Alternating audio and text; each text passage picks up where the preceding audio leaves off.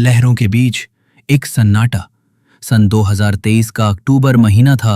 अंडमान द्वीप समूह के पास इंडियन नेवी की एक विशेष खोजी टीम को सूचना मिली कि बंगाल की खाड़ी में 50 साल पुराना एक जहाज SS त्रिनेत्रा अचानक रडार पर वापस दिखाई दिया है।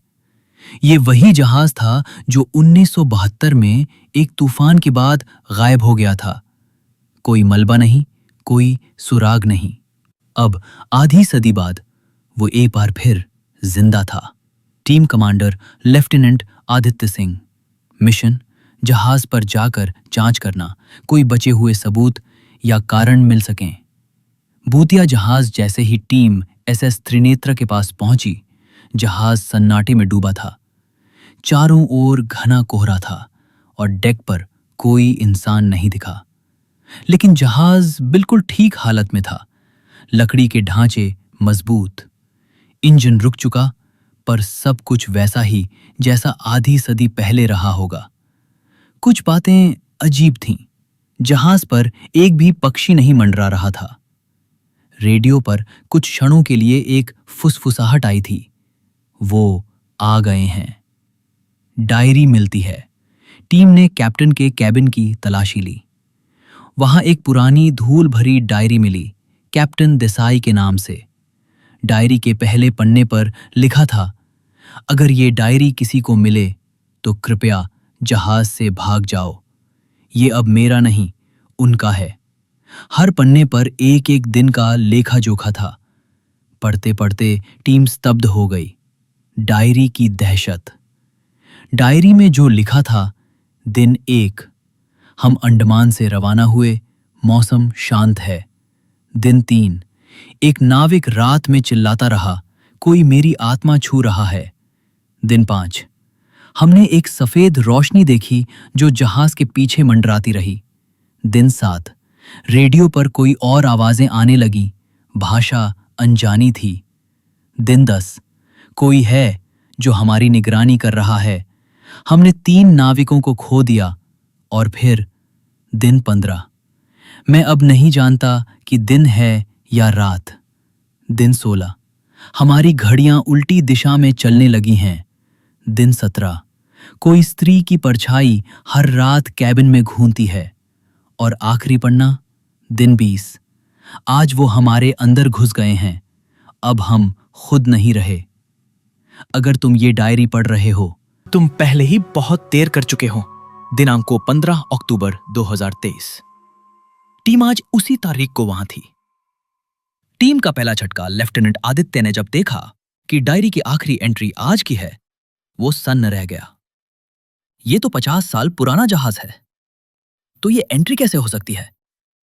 टीम के मेंबर रविकांत ने कहा, सर, डायरी अभी भी गर्म है, जैसे किसी ने अभी लिखा हो। उसी पल जहाज के नीचे से एक अजीब घरघराहट की आवाज आई और लाइट्स बुझ गईं। समय का फंसाव। अगले कुछ घंटों में टीम को महसूस हुआ कि वो समय में फंस गए हैं। घड़ी 3:12 पर अटक गई थी। कंपास चारों दिशाओं में घूम रहा था। हर दरवाजा वहीं खुलता जहां वे पहले से थे। रविकांत अचानक गायब हो गया। उसके पीछे कैबिन में एक नम निशान मिला, जैसे कोई गीली परछाई वहां से गुजरी हो। पुराना जहाज नहीं, फंसा हुआ जहाज। टीम को समझ आ गया कि यह सिर्फ कोई भूतिया जहाज नहीं है, बल्कि एक समय में फंसा हुआ टुकड़ा है। यहां आत्माएं मर चुकी हैं, लेकिन समय के दायरे में अब भी कैद हैं। हर रात कोई एक टीम मेंबर गायब होने लगा। बचे आदित्य और एक टेक्नीशियन मिताली। डूबते हुए का रास्ता। कैप्टन की डायरी में एक पंक्ति छिपी मिली, एक ही रास्ता है। यदि कोई आत्मा अपनी इच्छा से बलिदान दे तो जहाज को मुक्ति मिल सकती है। मिताली ने सुझाव दिया कि डायरी का अंतिम पृष्ठ जलाया जाए। जैसे ही उन्होंने ऐसा किया, जहाज में कंपन होने लगा। अंतिम बलिदान। एक हारछाई आई, एक महिला की आत्मा, जिसने खुद को कैप्टन की पत्नी बताया। उसने कहा कि कैप्टन को बचाने मैं साथ आई थी, पर हम दोनों फंस गए।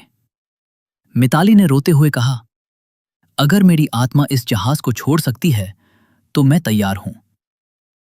पर आत्मा बोली, तुम्हारे बलिदान की जरूरत नहीं, कोई पहले ही खुद को सौंप चुका है। कैप्टन देसाई की आत्मा सामने प्रकट हुई और पहली बार उसने खुद को मुक्त किया। चमत्कारी अंत, तेज रोशनी फैली। आदित्य और मिताली बेहोश हो गए। जब आंख खुली तो वे अपनी बोट पर थे। एसएस त्रिनेत्रा कहीं नहीं था। एसएस रेडियो पर अंतिम संदेश आया, धन्यवाद, आपने मेरी डायरी को समझा, अब मैं मुक्त हूं। कैप्टन की आत्मा को मुक्ति मिली। जहाज समंदर की गहराई में समा गया और डायरी का अंतिम पृष्ठ राख बनकर उड़ गया।